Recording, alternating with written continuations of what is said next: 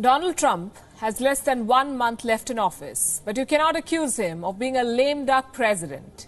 In fact, he's been quite the opposite of late, very busy, even around Christmas.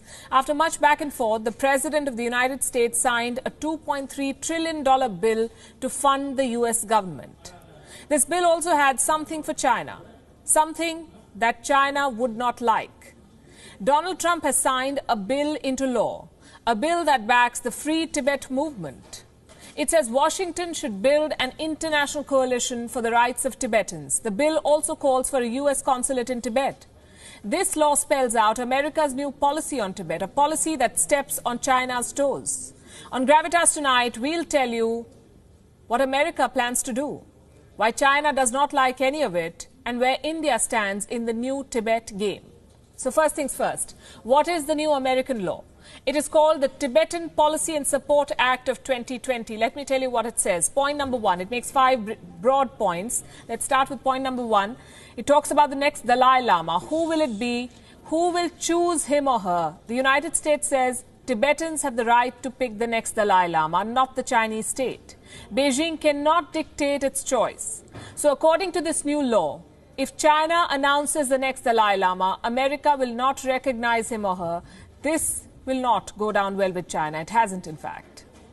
Let's come to point number 2, the rights of Tibetans. America wants to build an international coalition, a coalition that will recognize and safeguard the interests of Tibetans. Again, the perfect way to needle China. Point number 3, sanctions. This bill says that America will sanction Chinese officials if they try to appoint the next Dalai Lama, which includes economic and visa sanctions.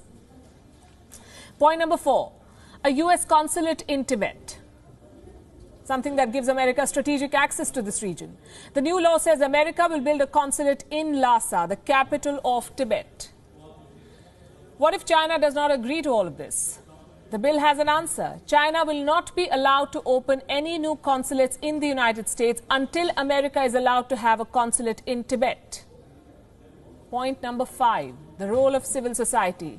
The U.S. bill wants to empower NGOs. It will assist organizations that support Tibetan communities in Tibet.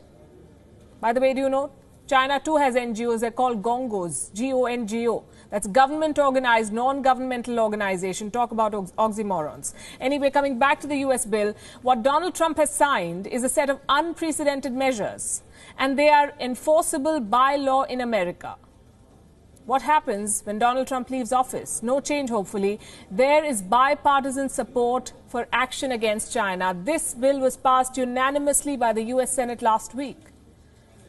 What about China? How does it view America's new law? Not favorably, of course. The wolf warrior in chief is the face of Chinese response.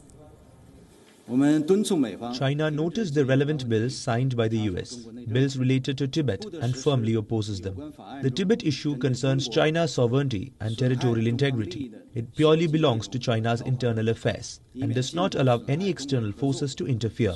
The Chinese government is unwavering in its determination to safeguard its national sovereignty and national security and to develop in its own interests. So note his words. Sovereignty and territorial integrity, he says. External forces interfering in internal affairs. Coming from China, this is a bit rich. Even as these words were spoken, China continued to challenge India's territorial sovereignty and integrity in Ladakh. That standoff is very much on. Even as the statement came from Beijing, China continued to interfere in the domestic politics of Nepal. They've sent a senior official to Kathmandu to interfere. China's transgressions are serious and many. And every time it is questioned, its defense is one, the one China policy, Beijing's favorite go-to argument. So here's some breaking news for China. America has dumped that one China policy. And it may be just a matter of time before others follow suit. As of today, this is just an American law. It applies to America. It cannot be legally enforced on any other country, and yet it's a powerful message to China. It says 3 things basically. 1, that there is bipartisan consensus in Washington for Tibet and against China. 2, American lawmakers are ready to provide legal backing for decisions against China. They have done here. And 3, Now this is a law, it must be enforced. So whatever Joe Biden's stand on China be, he'll have to follow this law. He called the Indo-Pacific Asia Pacific. That's what he's done. But he cannot change the stand on Tibet without changing this law.